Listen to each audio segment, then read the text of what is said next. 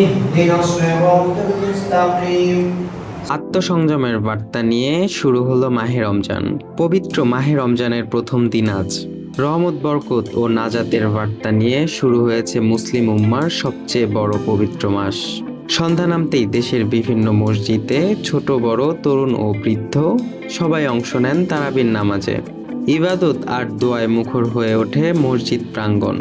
আজকে আল্লাহ প্রথম তারাবির নামাজ পড়লাম। আল্লাহ অসুস্থ শরীর নিয়ে অনেকেই অসুস্থ আছে। আল্লাহ তুমি এই তারাবির নামাজের থাকো সুস্থ সাথী।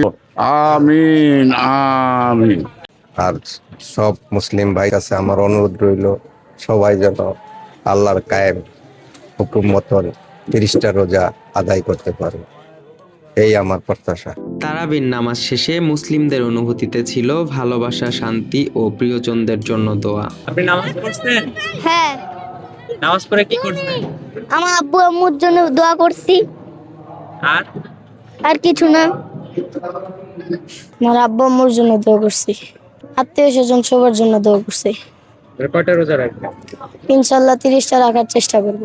শুধু শিশুরাই নয়, মুরব্বীরাও অংশ নিয়েছেন প্রথম তারাবির জামায়াতে। আমাদের মুসলমান জাতির বৎসরে একবারে আসে মাহে রমজান।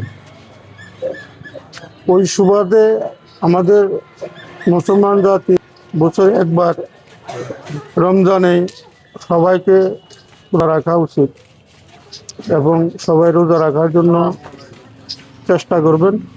শুভকামনা মাহে রমজানে। দোয়া, ভালোবাসার, আত্মসংযমের বার্তা নিয়ে শুরু হলো মাহে রমজানের পথ চলা। এই মাস ঘিরে বিশ্ব মুসলিম উম্মা কামনা করছে শান্তি ও কল্যাণ। আমরা সবাই 30টা রোজা রাখবো তো? মোহাম্মদ ফারুক শেখ, দৈনিক দৃষ্টি, ঢাকা।